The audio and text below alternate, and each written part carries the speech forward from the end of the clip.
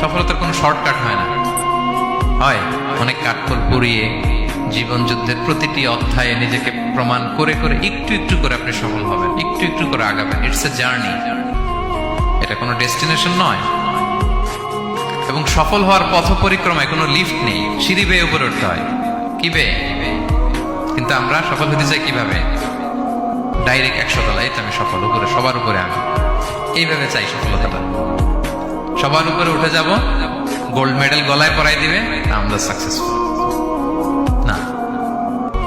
সফলতার রাস্তায় কোনো লিফট থাকে না। কি দিয়ে উঠতে হয়? সিঁড়ি বেয়ে ঘাম জড়িয়ে উঠতে হয়। দেখেন, শুধু আলোর মুখ দেখার জন্য মায়ের পেটে আমাদের কত সময় লাগছে বলেন তো? জাস্ট একটু লাইট, হ্যাঁ, 9 মাস 10 মাস সময় লাগছে শুধু একটু আলো দেখবো আমরা। একটু আলোর মুখ দেখার জন্য আমার লাগছে 9 মাস। আর এখানে আমরা শর্টকাট খুঁজি, খালি কি খুঁজি? সফলতার কোনো শর্টকাট নেই। অল্প এফোর্টে যারা সফল হতে চায় এরা কোনোদিন সফল হয় না।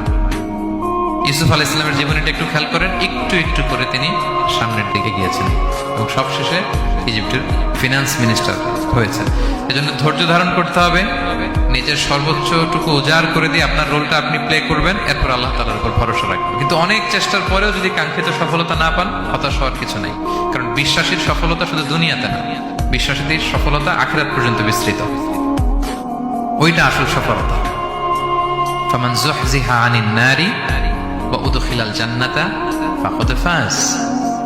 যে জাহান্নাম থেকে মুক্তি পেল, জান্নাতের নিশ্চয়তা পেল, সেই সফল।